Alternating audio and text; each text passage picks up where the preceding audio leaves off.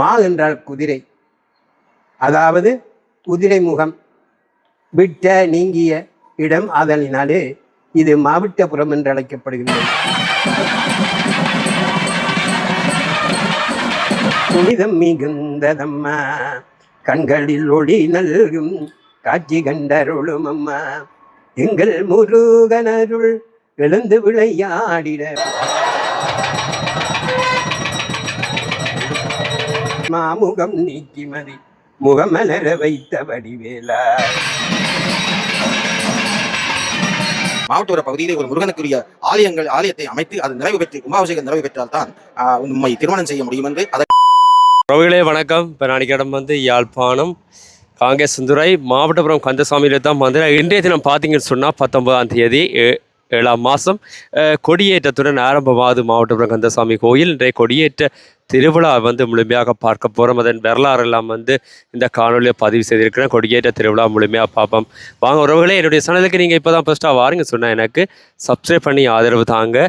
கோயிலுக்குள்ளே போய் இன்றைய கொடியேற்ற திருவிழா முழுமையாக பார்ப்போம். வாங்க.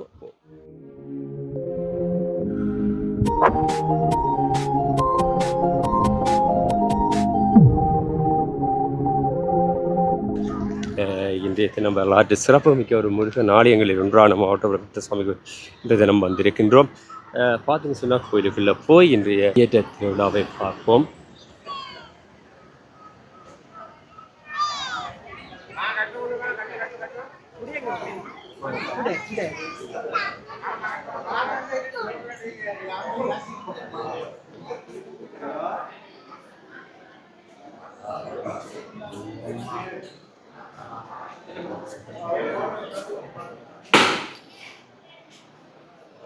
அப்படின்னு சொன்னால் கோயிலுக்குள்ளே போய்க்கிட்டு பாருங்கள், அவ்வளோ பக்தர்கள் இந்த இடத்துல நிற்கிறத பார்க்கக்கூடிய மாதிரி இருக்குது. கோயிலுக்குள்ள ஊகி இல்லாமல் இருக்குது. அப்படி ஒரு மக்கள் கூட்டமாக தான் காணப்படுகிறது.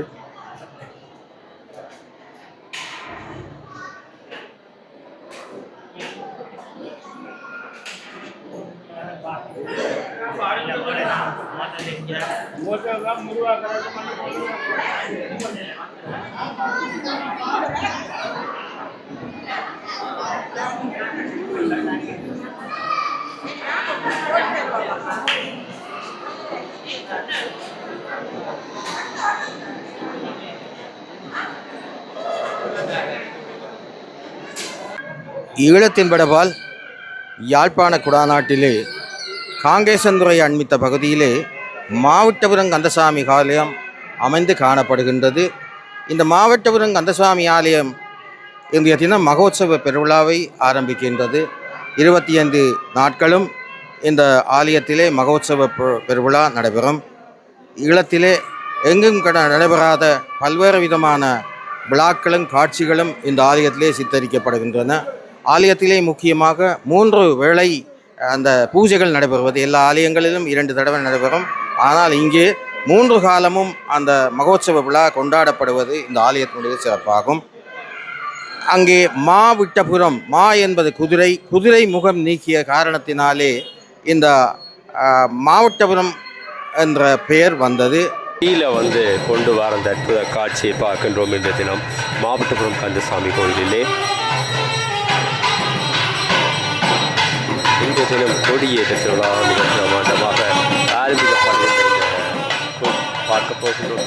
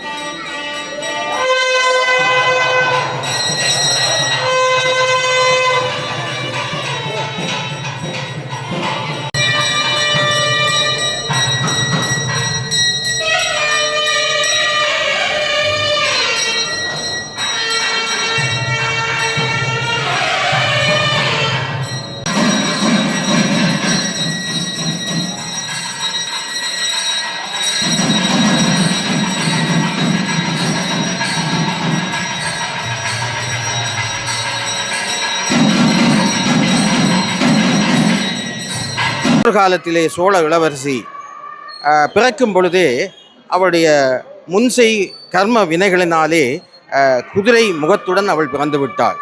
இதனை கண்ட சோழ அரசன் மிகவும் மனவேதனை அடைந்து அங்களுடைய முனிவர்களை வேண்டி அவன் அவன் விசாரித்த பொழுது ஈழத்திலே அங்கே ஈழத்தின் வடபுலத்திலே கீரிமலை என்ற ஒரு இடம் உண்டு. அங்கே புண்ணிய தீர்த்தம் உண்டு. அந்த புண்ணிய தீர்த்தத்திலே நீராடி முக்காலமும் அங்கிருந்து வழிபட்டால் இந்த குன்மம் நோயானது நீங்கும் என்று அந்த முனிவர்கள் கூற்றுக்கிணங்க சோழ இளவரசி மாருதப்புர வீகவல்லி அங்கிருந்து தன்னுடைய மன்னன் கொடுத்த பரிவாரங்களுடன் இந்த பகுதிக்கு வந்து அங்கே பாடி வீடு அமைத்து அங்கே தங்கியிருந்து வழிபாடுகளில் ஈடுபட்டு வருகின்றார். அப்பொழுது அவருடைய அந்த குதிரை முகம் நீங்கி குன்ம நோய் நீங்கியது. அழகிய முகத்தை மீண்டும் பெற்றாள். அப்பொழுது உக்ரசிங்கன் என்பவன் அங்கே கதிரமலையிலிருந்து படையெடுத்து இந்த பகுதிக்கு வந்திருக்கின்றான். அவன் இந்த சோழ இளவரசியை கண்டு காதல் கொண்டு அவளை தான் திருமணம் செய்ய வேண்டும் என வேண்டினான். ஆனால் இளவரசியோ அதற்கு இப்பொழுது அது முடியாத காரியம். நான் இப்பொழுது அங்கே மாவட்டபுரம் கந்தசுவாமி மாவட்டபுர பகுதியிலே ஒரு முருகனுக்குரிய ஆலயத்தை அமைத்து அது நிறைவு பெற்று கும்பாபிஷேகம் நிறைவு பெற்றால்தான் உண்மை திருமணம் செய்ய முடியும் என்று அதற்கமைய உக்ரசிங்கனும் சேர்ந்து இந்த ஆலயத்தை அமைத்து இங்கே கும்பாபிஷேக பெருவிழாவை கொண்டாடியதாக நாங்கள் வரலாற்று ஆதாரங்களும் வரலாற்று செய்திகளின் மூலம் அறிகின்றோம் அல்லவா. அந்த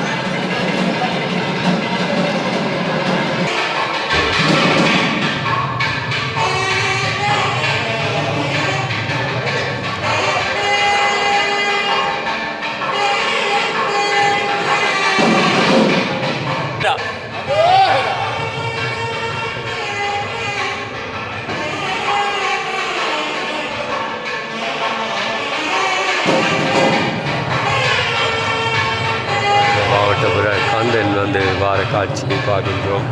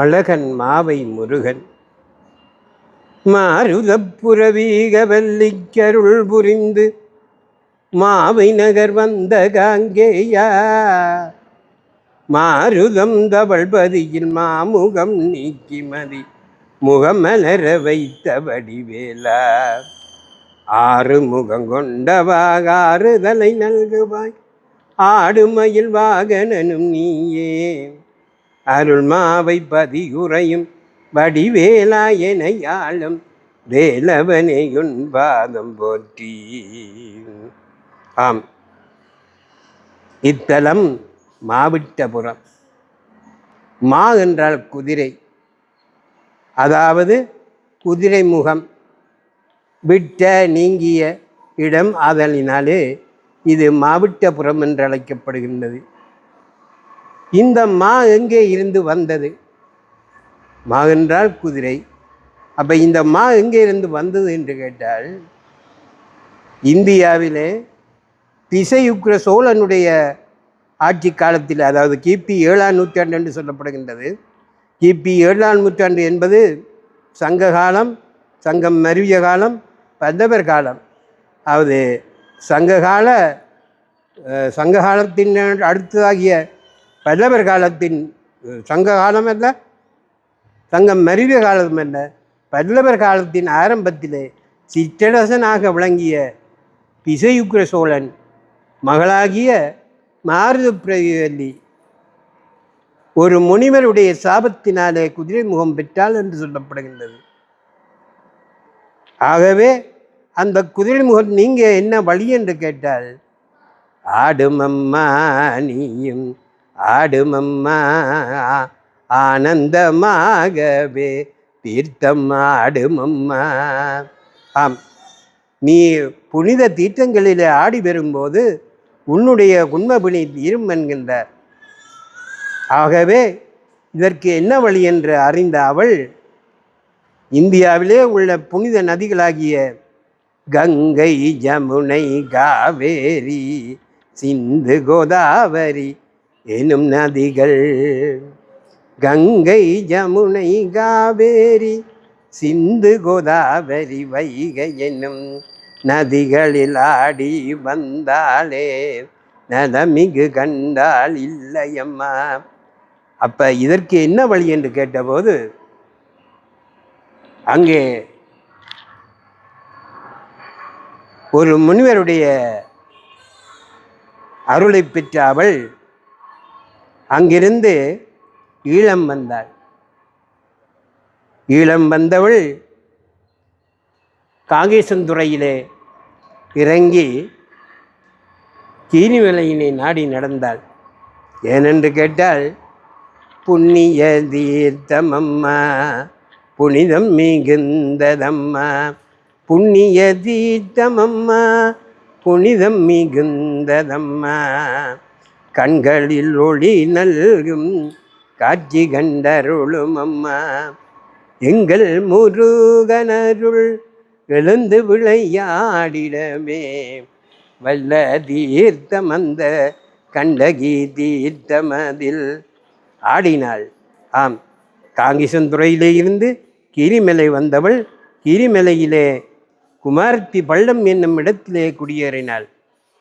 அந்த குமாரத்தி பள்ளத்திலே இருந்து கண்டகி தீர்த்தத்தை அடைவதற்கு என்ன வழி என்று சிந்தித்தாள். நடைபாதைகள் உண்டு. ஆனால் அவள் தன்னுடைய குதிரை முகத்தை கண்டு அஞ்சினாள். பக்த கோடிகள் வணங்குவார்கள், ஆனால் மற்றவர்கள் தன்னை பார்த்து நகைப்பார்கள் என்ற அஞ்சிய அவள் தன்னுடைய தந்தையாகிய திசையுக்கிர சோழ மன்னனின் வேண்டுகோள் கேட்டு அந்த வழி குமாரத்தி பள்ளத்திலே இருந்து கண்டகி தீர்த்தத்துக்கு ஒரு குகை வழியினை அமைத்தாள். அதுதான் இன்று வவாட்புரை என்று சொல்லப்படுகின்றது. அந்த வவாட்புரை என்னும் குகை வழியாக அவள் சென்று வந்ததாக வரலாறு கூறுகின்றது. அங்கே நீராடிய அவள் அப்படியே வரும்போது இங்கே மாமர நிழலிலே மாவட்டபுரத்திலே, அது மாவட்டபுரம் அல்ல, கோயிற்கடவை, ஆதி காலத்திலே கீரிமலை, காங்கேசந்துறை, மாவட்டபுரம் ஆகிய 3 இடங்களும் ஒரே இடமாக கோயிற்கடவை என்றே அழைக்கப்பட்டது. அதாவது கோயில்கள் நிறைந்த இடம் கோயிற்கடவை என்பார்கள். அந்த கோயிற்கடவையிலே அவள் வந்து இங்கே மாமர நிழலிலே இருந்த வேலினை வணங்கினாள். அந்த வேலினை வணங்கியதனாலே வேலவனை வணங்கி வேல் வணங்கி அவள் வெய்ய வீணை தீர்க்கும் வழி வேண்டி கருணை மிகுந்தவனே கந்தானி சுகந்தா கருணை மிகுந்தவனே கந்தானி சுகந்தா என்று தினம் தினம் அடி நாடி திருவருள் தனை வேண்டி முருகனை பணிந்தாள் நெஞ்சில் முன்னவள் முகமது விளிர கண்டாள். ஆம், அவ்வழி அந்த வேலினை வணங்கி வரும்போது அந்த வெய்யவினை தீர்க்கும் வேலவன் இவளுடைய முகத்திலே ஒளியை காட்டினான். அப்பா, உண்மபிணி நீங்க கண்டேன், குதிரை முகம் மாற கண்டேன், குண்மபிணி நீங்க கண்டேன், குதிரை முகம் மாற கண்டேன், நல்ல வழி காட்டி வைத்தாய் ஞான முருகா, உனக்கு நன்றி பல கோடி என்ன வணங்கி நின்றாள். அவ்விதம் வணங்கிய அவள் பன்முகப்பிணி நீங்கியதாக எண்ணினாள். ஆனால் மற்றவர்களுடைய பார்வைக்கு அந்த முகப்பிணி நீங்கினாலும் தன்னுடைய முகப்பிணி அடையாளங்களா வடுக்கள் இன்னும் முகத்திலே இருக்க கண்டார். இதற்கு என்ன வழி என்று தன்னுடன் வந்த முனிவரை கேட்டபோது முனிவர் சொல்லுகின்றார், அப்பா, அம்மா, விநாயகனை வணங்கி வினை தீர்க்க வேண்டும் அம்மா, வித்தகனை நீ மறந்த காரணத்தாலே வினைகளை தீர்க்கும் அவன் அருளினை வேண்டிடவே இந்த வழி வந்ததம்மா இந்த வினையே என்று அவன் முனிவர் சொல்ல, அந்த முனிவருடைய சொல்லை கேட்டு மாவட்டபுரத்திலே இருந்து 7 இடங்களிலே விநாயகர் சிலைகளை ஸ்தாபித்ததாக சொல்லப்படுகின்றது. அவ்விதம் ஸ்தாபிக்கப்பட்ட 7 விநாயகர் சிலைகளும் இன்று 7 விநாயகர் ஆலயங்களாக திகழ்கின்றது. அதிலே முதலாவது ஆலயம்தான் கொல்லங்கலட்டி ஸ்ரீ வீரகத்தி விநாயகர் ஆலயம் என்று சொல்லப்படுகின்றது. 2வது ஆலயம் பன்னாலை வர்த்தலம் விநாயகர் என்று சொல்லப்படுகின்றது. 3வது அளவட்டியிலே உள்ள கும்பலாவளை, அளவகோலை, பெருமாட்கடவை ஆலயங்கள் என்று சொல்லப்படுகின்றது. இங்கே இன்னும் சொல்லப்போனால் அவளுடைய முகம் பூரணமாக மாற்றம் பெற்ற இடம், அந்த வடுக்கள் நீங்கிய இடம் பெருமாள் கடவை என்று சொல்லப்படுகின்றது. ஆனால் இந்த 5 தலங்களிலும் அவள் தன்னுடைய முகப்பணி நீங்கினாலும் 7 சிலைகளை நிறுவுவேன் என்று சொன்னதற்கு நாங்கள்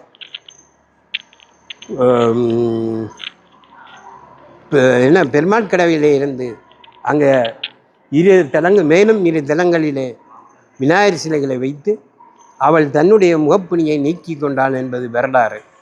அவள் இங்கு வந்தாள் என்பதற்கு மிக முக்கிய வரலாறு திருமலையில் அமைக்கப்பட்ட வவ்வாட்புறை என்னும் குகை. அந்த குகை வழியாகத்தான் அவள் நீராடி வந்தாள் என்பது வரலாறு. இவ்விதம் அருள் தந்த முருகன் எமக்கும் அருள் தர வேண்டி அவன் அருளை வேண்டி நாங்கள் நிதமும் துதிக்கின்றோம். ஆம், முருகனின் அருளை வேண்டியுமே முத்தான முருகன் அருளினையே, முருகனின் அருளை வேண்டியுமே முத்தான முருகன் அருளினையே, சித்தமதில் நிறைந்தளில் பரவே சிங்கார வேலனை வணங்குகின்றோம். ஆம், காங்கேசன்துறையிலே இந்த தலத்தினுடைய மகிமையிலே சொல்லப்படுகின்ற இடங்கள் 3. 1 மாவட்டபுரம், மாமுகம் நீங்கிய இடம். 2வது காங்கேசன்துறை, அதாவது முருகன் வந்து இறங்கிய இடம். முருகன் யார் என்று கேட்டால் இத்தலத்திலே வீற்றிருக்கின்ற முருகன் பெயர் காங்கேயன். ஏன் காங்கேயன் என்று கேட்டால், அவன் கடலிலே தாண்டி வந்ததனாலே, கடலிலே நீந்தி வந்ததன் காரணமாக அவன் காங்கேயன் எனப்படுகின்றான். அந்த காங்கேய பெருமான் கீழ்மலையிலே நீராடி அந்த புனித தீர்த்தத்தை தந்தமையினாலே, அது நகுல முனிவருடைய முகம் மாறி நகுலாசலம் என்று அழைக்கப்பட்ட அந்த தீர்த்தம் கண்டகி தீர்த்தம், அந்த மகிமை மிக்க தீர்த்தத்திலே ஆடி வந்ததனாலேயே மார்கப்புரியவல்லியுடைய முகம் இத்தலத்திலே மாறியது. அந்த வழி அவளை வணங்கி அவள் மனங்குளிர, அவள் தன்னுடைய மனங்குளிர முருகனை ஸ்தாபித்து முருகனுக்கு உரிய அந்தணர்களை நியமித்து அவ்வழி இந்த ஆலயத்திலே